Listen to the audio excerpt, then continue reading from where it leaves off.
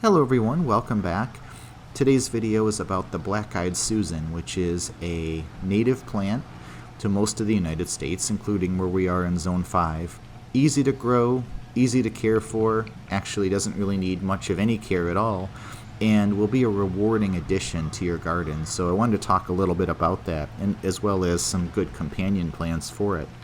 So this is one variety, the smaller leaf and smaller flower black-eyed Susan. Here's another one that you might see in the nursery. It looks almost like a sunflower, but it's also just another variety of black-eyed Susan. This one has much larger flowers, and as you can see, much larger leaves that are kind of like furry, almost like borage, thick and furry, fuzzy feeling leaves, but also a very beautiful flower. So what are some advantages? In terms of caring for these, I'll be honest, I dug a hole and stuck them in the ground. That's the only care they've ever received, and they're growing really well. They're a native plant. They don't really need a lot of pampering, and so if you're somebody who's just starting off with gardening, or you just don't have a lot of time, maybe you're really busy, you want something that's going to be fairly maintenance-free, a perennial garden like what I'm walking past here in the back, these are all perennial things. Rose of Sharon is a really beautiful accompaniment. Echinacea, this is another black-eyed Susan, some different varieties of roses, some phlox. You put all that together, some yarrow, and you're going to have a garden that is basically bulletproof. Those things are going to grow no matter what.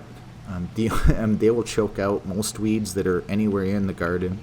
The only downside is these things will spread like crazy, so you'll probably end up kind of pulling some of them out. That's why they're sort of in nice little circles. They don't grow that way necessarily, and we sort of cleaned up where they'll spread, because they will fill the entire garden eventually.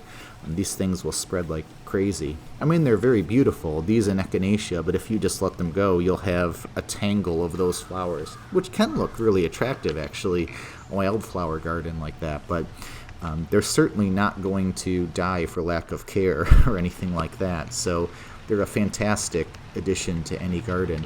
They also bring in pollinators, so that's a really important thing. If you're growing a lot of food, you want a lot of bees around, and so bees love Echinacea, black-eyed Susan, all of these flowers in the summertime. So thank you for watching. I hope you found this video helpful, and we hope to see you again soon.